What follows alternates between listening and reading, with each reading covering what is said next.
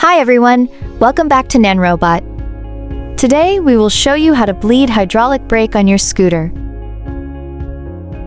If your brake lever goes all the way down, it means your brake fluid is low. First, remove the screw on the brake.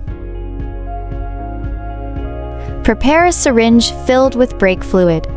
Make sure the syringe is completely full. Attach the syringe securely to the brake bleeder valve.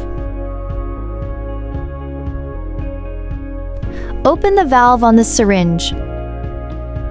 Start injecting the fluid. You'll see small air bubbles rising up. Squeeze the brake lever to push air bubbles into the syringe. Repeat this process. Squeeze the lever and inject fluid. Continue until no more bubbles appear.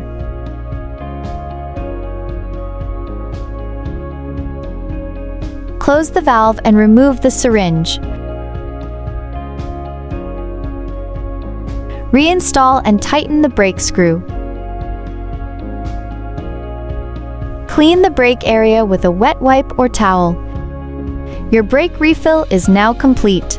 This concludes our tutorial. If you encounter any issues during the replacement process, please contact our support team.